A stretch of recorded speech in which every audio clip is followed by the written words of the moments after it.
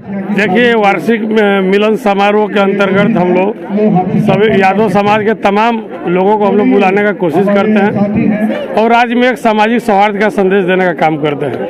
क्योंकि यादव का इतिहास पूरे भारत में नहीं पूरे विश्व में है और यादव ही एक ऐसा जाति है कि इस्कॉन से लेके रग रग में सब लोग जानते हैं। क्योंकि भगवान कृष्ण का पूजा पूरे विश्व में होता है और यादव जाति ही ऐसा पहला जाति है जो कि सभी मंदिर में पहला पूजा करते हैं, देश के जितने भी धरोहर मंदिर हैं। इसलिए इस समाज को और भगवान का जो संदेश है उसके संकल्प के तौर पर आज हम लोग कार्यक्रम करते हैं। जी बिल्कुल, वहाँ पे देखा भी गया कि श्री कृष्ण जी का जो भी शुरू में माल्यार्पण दीप प्रज्वलन करने के बाद कार्यक्रम को शुरू किया जाता है। अब सामाजिक और राजनीतिक धारा पटल से जुड़े हुए होने के बाद आपसे कुछ सवाल है मेरा।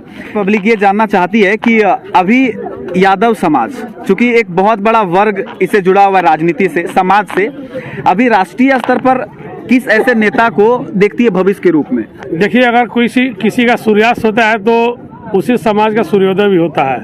ये सृष्टि और प्रकृति का नियम है।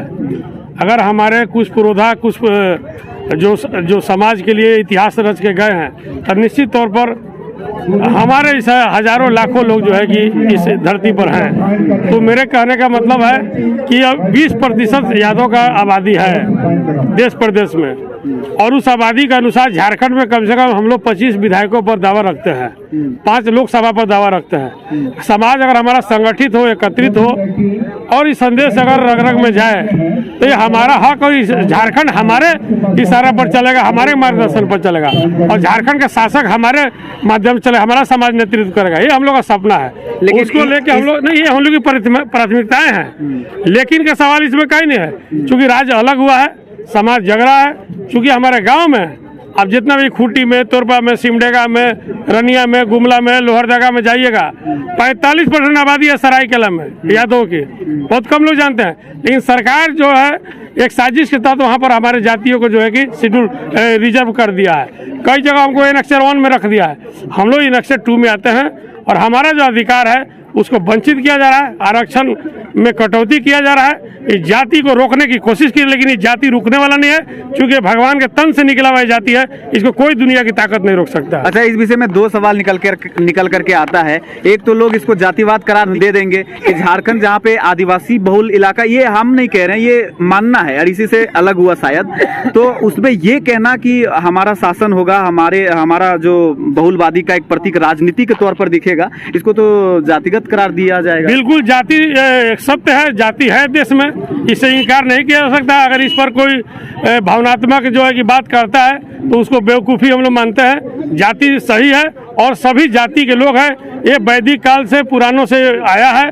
भगवान के ज़माने से महाभारत रामायण में जाति का वर्णन है। तो हम और आप अगर जाति की बात करें तो कोई गलत बात नहीं कर रहे। दूसरी चीज़, अगर जो कर रहे हैं, भगवान कृष्ण ही एक ऐसा नारायण थे, ऐसा भगवान थे जो कि मानव को दानों से जोड़े और दानों को मानव से जोड़े।